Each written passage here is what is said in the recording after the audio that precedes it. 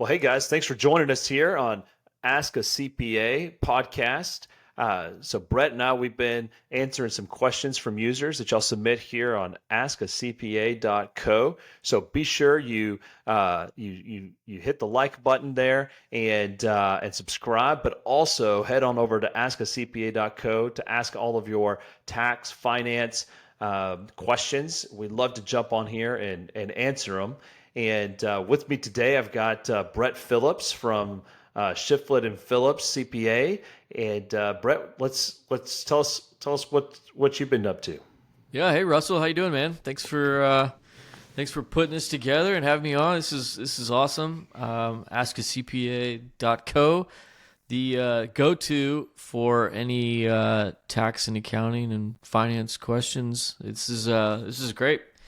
Yeah, I've been just working hard, man. End of the year was busy, so going into January, we're getting 1099s done. We're getting a lot of our accounting cleaned up for tax season. We've hired on a few more people, which is always fun. And yeah, just staying busy. How about you? Yeah, a lot of the same. So ever since the election, there were a lot of open questions, I think, coming into the election. But then as soon as that election happened and we knew who the winner was, came all the year-end planning questions, right? Everybody was Yeah. like, well, what's going to happen here? What's going to happen there? What do I need to do today? That sort of thing.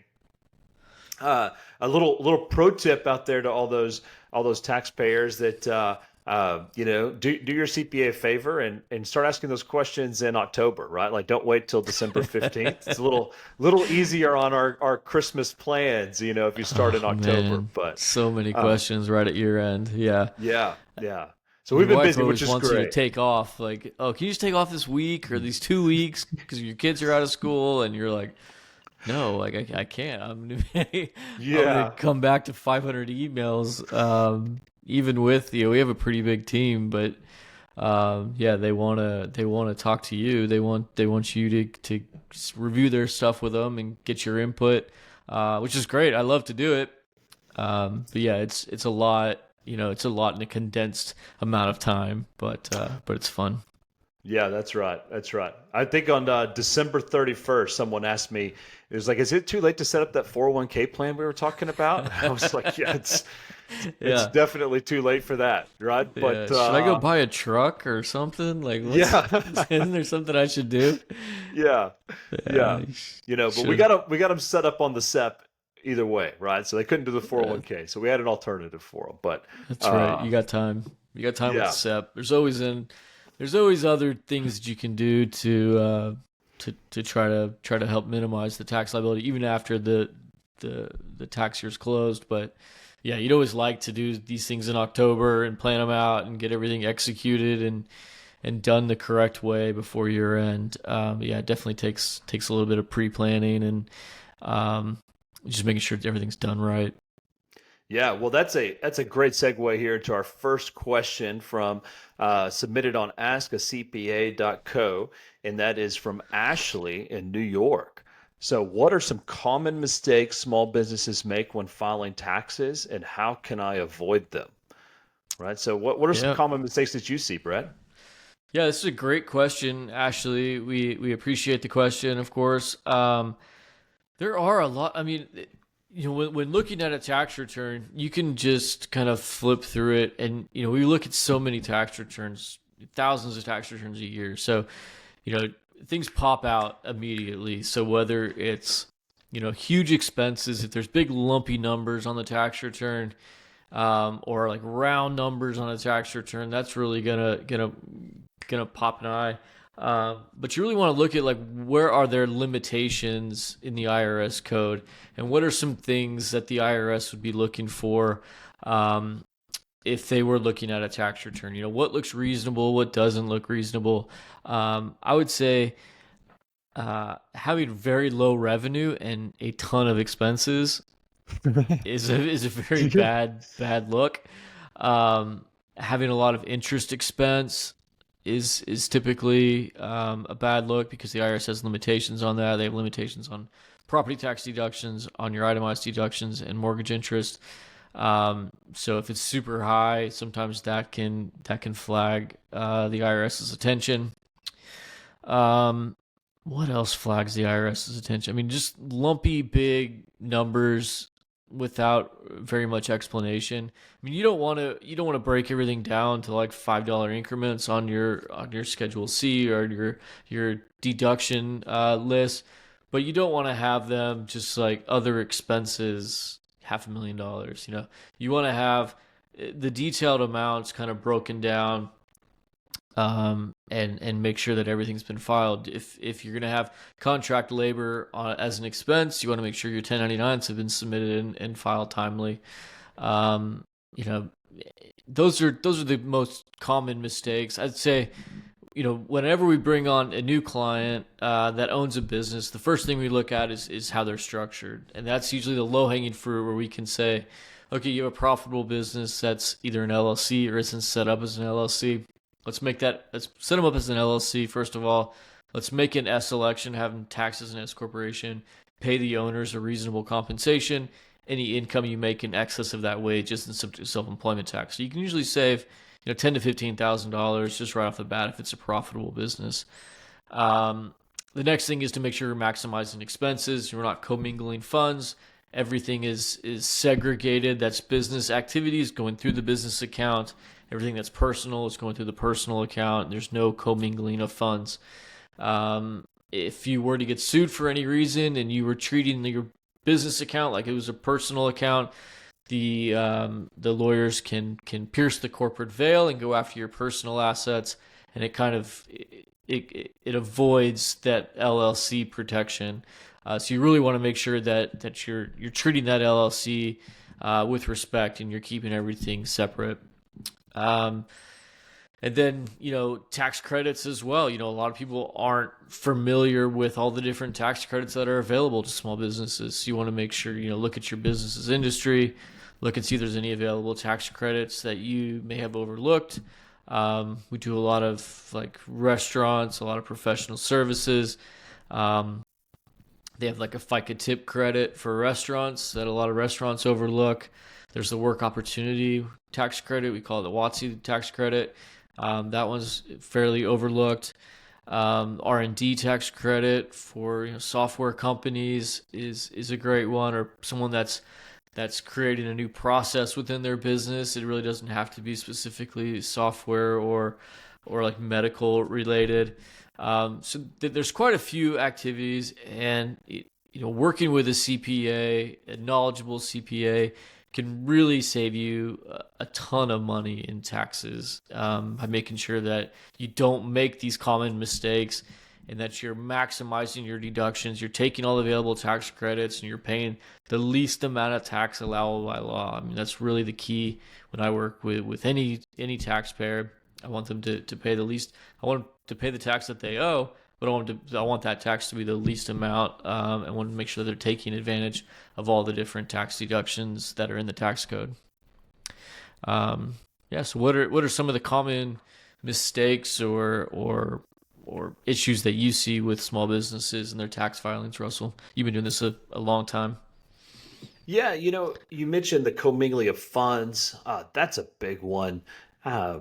And it's just really hard to do tax planning if you don't know how much money you make, right?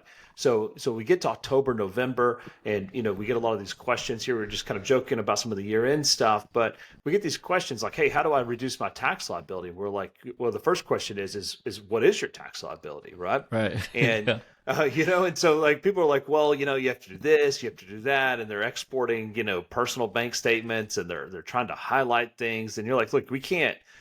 We can't go through all of this information in a couple of days and provide some tax planning advice, right? Right. And I think that's one of the very first things is not to commingle funds, but the bigger concept there is kind of just know what you make, right? And being able to provide enough information for us to really help clients is key.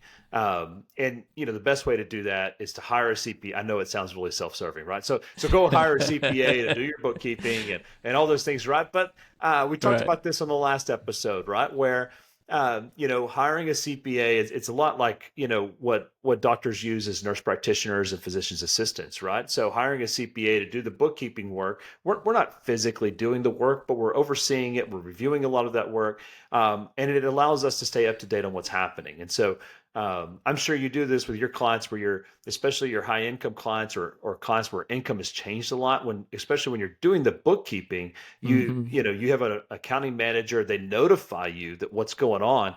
And so then it allows you to kind of proactively jump in and say, hey, like, we really need to have a conversation about this year. I had a client where that happened just this last year, and bought a new business, and all of a sudden has the best problem you could have as a new business owner, and it is just making a ton of money, way more than they had ever projected to make.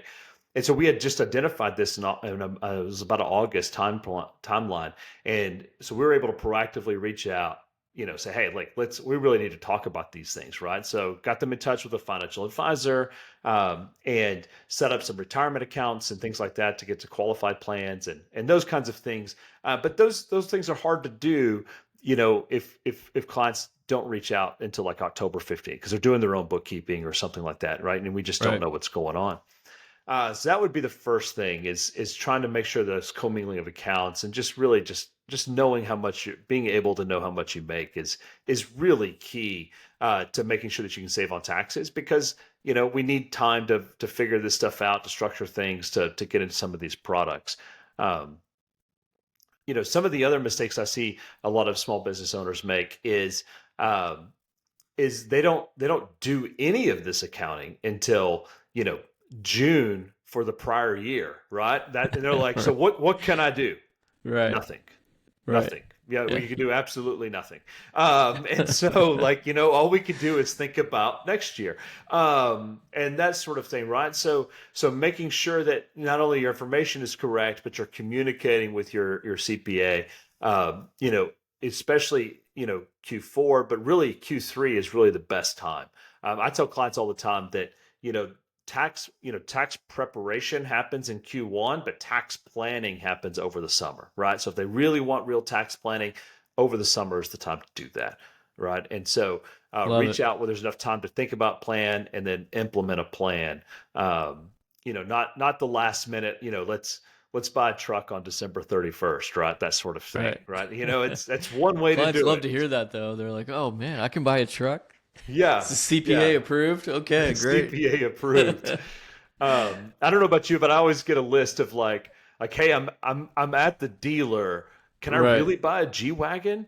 And you're like, Yeah. you're like, man, I don't think that's going to be possible. It's not a Um, good business. It's not a good financial decision. It may be a good tax write-off, but yeah, yeah, it's not a good business decision. It's not a yeah. good financial decision.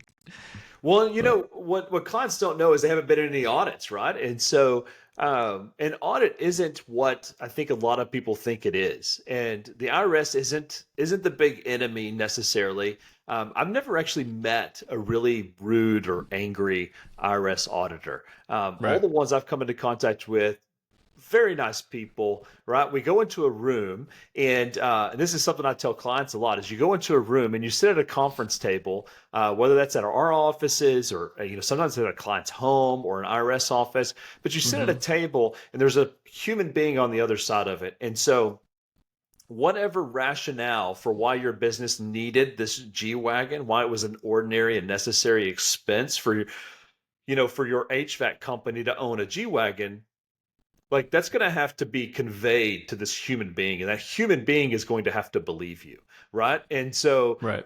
it's if that human being doesn't believe you and they disallow that expense, like the appeal process through the tax courts, it is possible, but it's very expensive, right? And it's very expensive and time consuming for everybody. But so I always tell people, it's like, look, just pretend that you're sitting across the table from somebody making that argument that you just made, right? And if you can keep from laughing, then sure, like we can deduct that expense, right? Yeah. But if you can't stop from laughing at how ridiculous your argument is, then that's probably not a good expense to take, right? So what Right. has your experience been with auditors? Yeah, the same thing. I mean, they're reasonable.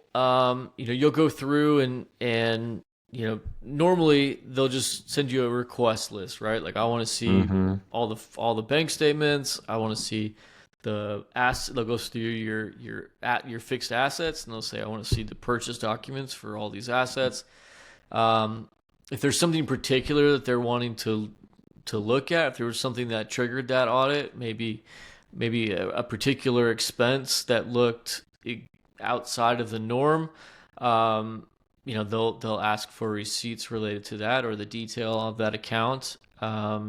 So what triggers most of these audits is that the IRS will go in and they'll run analytics, and they'll take your business code, they'll compare that business code to every other company with the same business code, and they'll say, are all your expenses within the normal range of all these other businesses?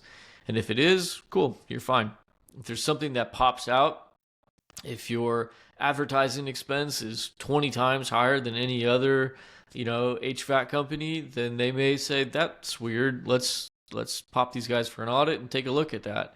So that's normally what triggers an audit. So, working with a CPA, they would see that before you'd even submit the return and say, why is your advertising expense so high? This doesn't we have some things that are misclassified. Maybe your cost of goods sold is included in advertising, or something was miscoded, and we just need to adjust that, and that will bring everything back into the normal range.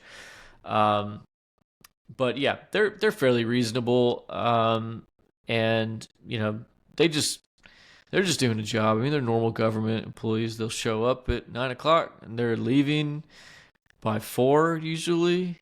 They won't work late. They won't, they'll take their hour lunch and they'll come back and ask some questions. But depending on the client, it can be if you have good records, it can be a quick process.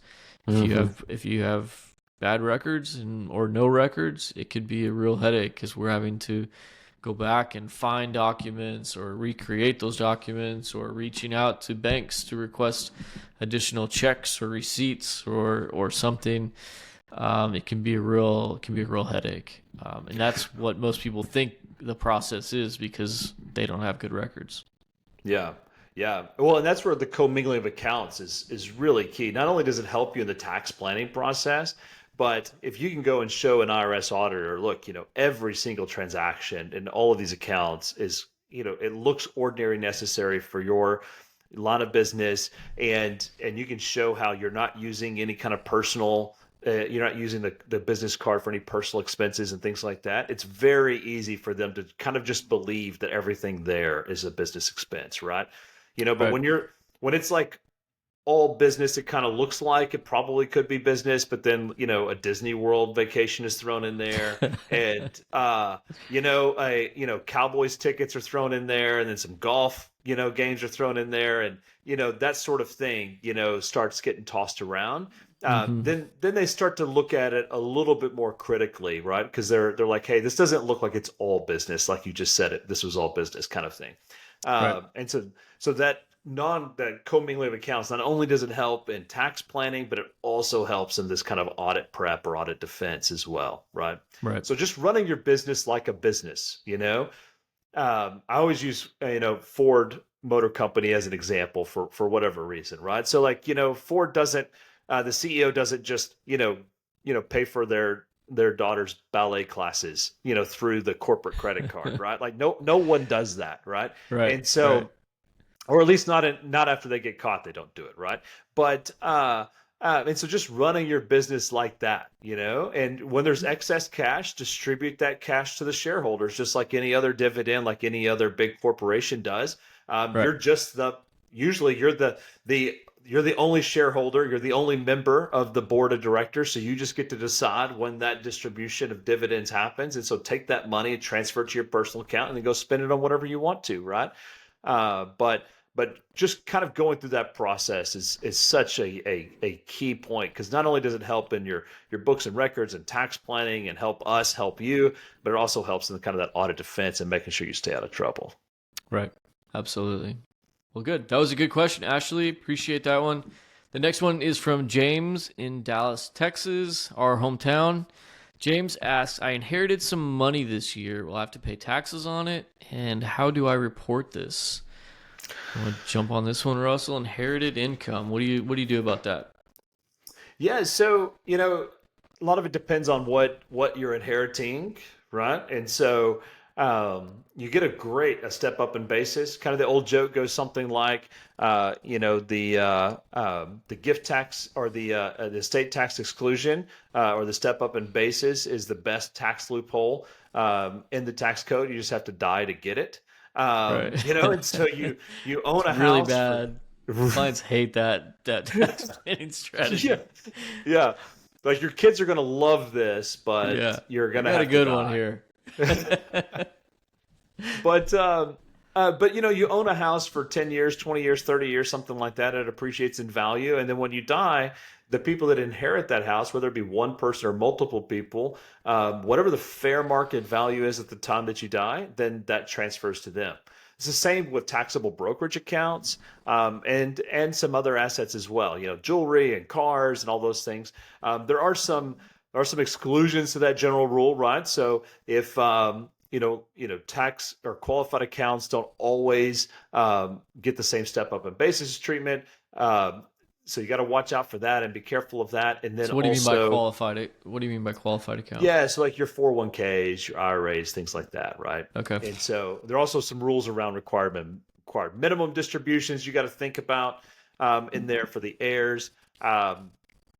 But then, and so this is where, kind of talking to a CPA really benefits, especially if you've got a high net worth, right? So if you've got a net worth over $1 million, couple $1 million, you should absolutely be talking to a CPA, especially as, this isn't a fun conversation, right? But as you kind of enter in that end of life time period, you really need to be talking to some professionals.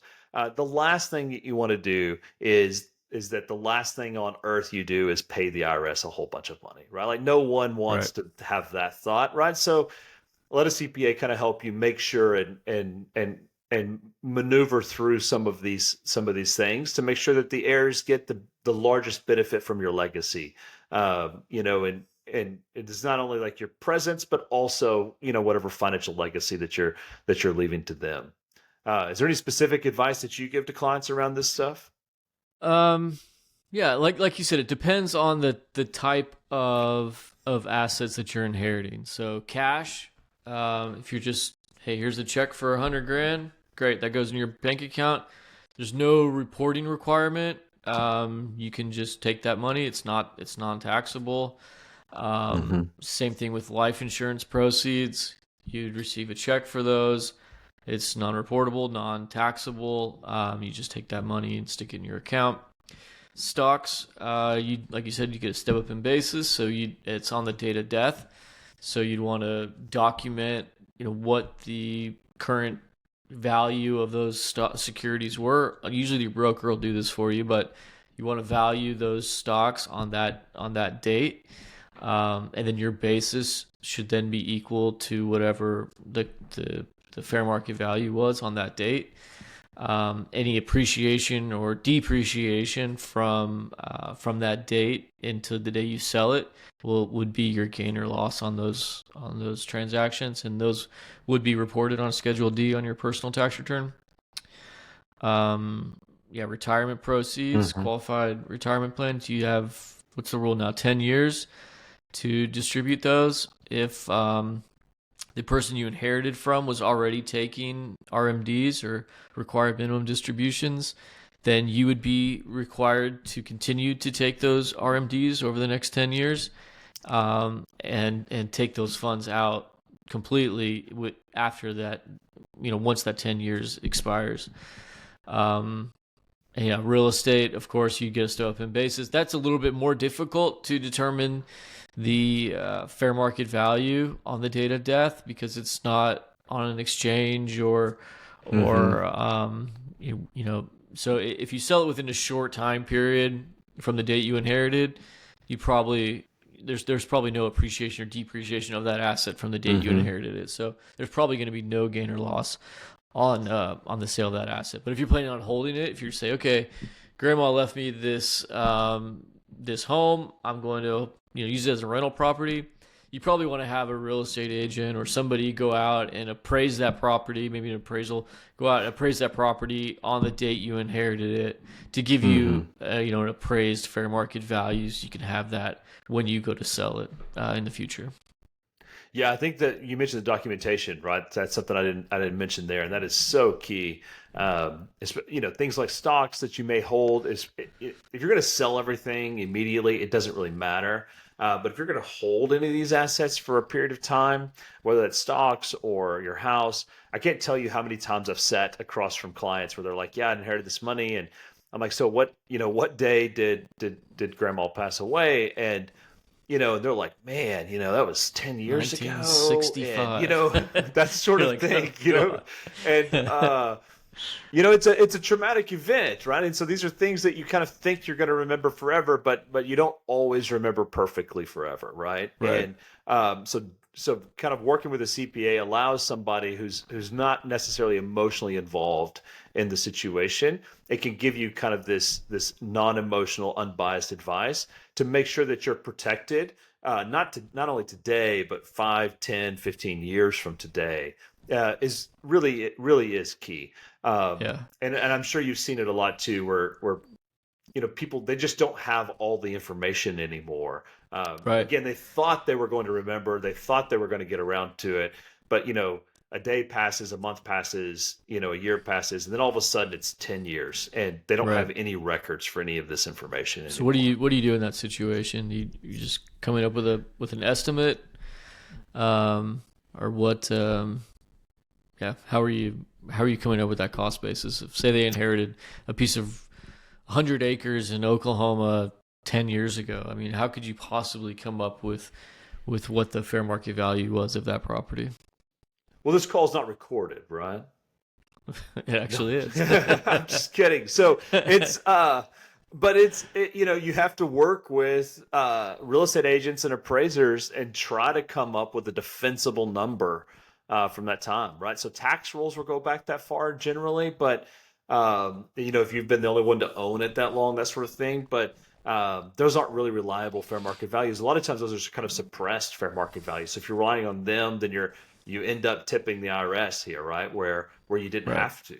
And Right. so And the IRS, like we said earlier, I mean, they don't necessarily care one way or another. They just want to know that it's a reasonable approach that you took to come up with this fair market mhm. value. Okay, you inherited this property 10, 15, 20 years ago. We don't know what the property's value. They don't know what the property's value was back then either. So, there is no good way to come up with that appraised amount. So as long as it's a reasonable approach, whether you're saying, okay, real estate has appreciated 4% on annual, and this is what the current value is, so we're just going to back into what we think the market value was 10 years ago. I think that's Mhm. probably a reasonable approach, and I think the IRS would be fine with that. um, you know if you don't have the documentation, you just don't have it, and you just have to come up with an approach that would appear to a reasonable person that it's close to the accurate number. Yeah, yeah. The old adage holds true, right? That pigs get fat, hogs get slaughtered, right? So when you're using this approach, right, you know, if the person is sitting across from you, if they're going to laugh at the argument that you're making and thinking that this is ridiculous, right, then that's probably not a great approach, right? So Right. let's use Right. something that's defensible. Uh, I have clients who tell me like all sorts of crazy things, right? And so you're just like, like yeah, that's not going to work, you know. Uh, Yeah, I you mean, know, it, I had a client once where they said they had like a ridiculous amount of mileage on their tax return. We didn't prepare it. They came in afterwards and said, "Hey, man, I put like 56,000 miles or something crazy on my tax return, and we deducted all these miles." And so the IRS was coming in and auditing. Really, they just wanted to audit the mileage. And they said, provide us with the mileage log. And they said, well, we don't have one. oh This was no, just it's the worst the thing to say. yeah, this is the start of the odometer, the ending of the odometer. We didn't document it. We don't have anything written. This is just what we think it is. And she was a doctor, and she would go to certain hospitals every day and like do rounds. And so we were able to calculate the number of miles to each location. Say, okay, she went to each one of these hospitals twice a day for 7 days a week, or we took off 2 weeks for vacation or something, and just said, okay, 50 weeks. This is what we're calculating the actual mileage is, and it was like 20,000 miles, and they were like, okay, we'll go with that, and they approved it. I mean, because it was a reasonable approach, it was a calculated approach, and even though we didn't have the mileage log or the documentation to support it, we could go in and calculate these things, and we could show that she was in fact going to these hospitals on these days. And I mean, surprisingly, he didn't push back much on it, but he went ahead and approved that. I mean, it was definitely an adjustment because they had kind of overinflated those numbers, but yeah, if you have a reasonable approach, they'll typically accept it. Yeah, that's what's great about working with the IRS auditors versus state and local auditors. When I say this, sometimes people are like, clients are like, what do you mean the IRS is reasonable? And look, we can talk about like the Washington D.C. IRS all you want to, right? But like, I'm talking about like that local IRS agent, that person that lives in your community, and that you may not even realize works at the IRS because they don't want to tell anybody, right? Because nobody wants to be known as the person who works for the IRS. But they, but this is a person who didn't have to accept that. Right? They could have made life a lot more miserable for that client, Right. but said, "Hey, this is reasonable. I can accept that and move forward." Right? And so it was somewhat of a gift, right? But you were probably, as your normal charming self, right? Probably had a couple of jokes lined up Of course. turned on the charm Yeah. and was able to get that done for your client, right? Which is great, and which is what clients kind of pay us to do.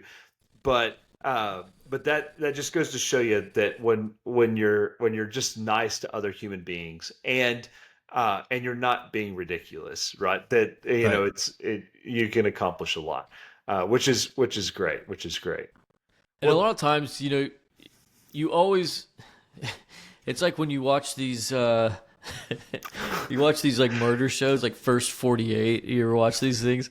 And the guys, they get caught and they bring them into the station and they sit them down and they read them their Miranda rights, and they just start talking, and they think they can like outsmart the detective. The cop's lying yeah, to him, saying, "Oh, your buddy's telling me everything." And he's like, "Oh, Marco told you?" Like, "Oh man!" And then he like spills the whole beans and like, "Okay, yeah, I murdered him," and like gives away the whole story. And you're just sitting there watching this, like, shut up! Just tell him you want a lawyer. That's all you gotta say. I want a lawyer.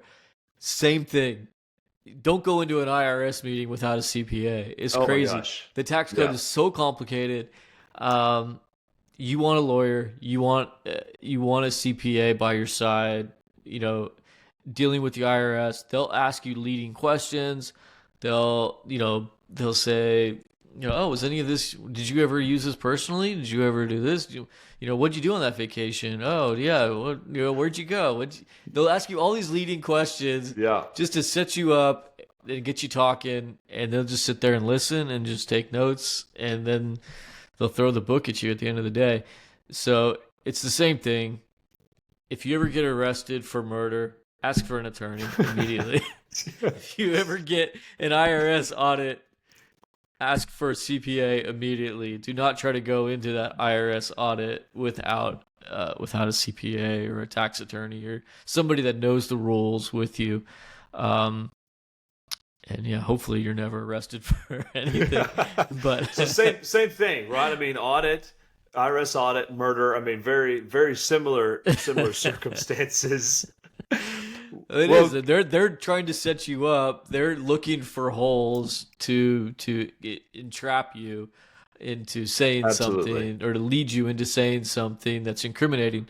Don't do it. Just don't. If you don't say anything, you're much more likely to get away with murder. Yeah, yeah. Well, the tax code is 50,000 plus pages long now. By the time you factor in the code and the private letter rulings and the tax court cases and all of that. So you really do need a CPA to help you kind of decipher these things. So this is what we're trying to do every week here, guys. And so if you have questions that you want to decipher, you need some help deciphering that IRS code, then be sure that you're going to askacpa.co. That's .co, askacpa.co. Submit your questions, and every week we're going to be here answering those questions, just like this week. And we really do enjoy hearing from our listeners. And so be sure to subscribe. Go to askacpa.co, submit your question, and we'll get it answered here on air. Absolutely. This was a lot of fun, Russell. Thanks, man. Yeah, talk to you soon. I appreciate it, and always looking forward to nerding out some more on the tax code here. Absolutely. We'll talk to you guys next week. Thanks for listening.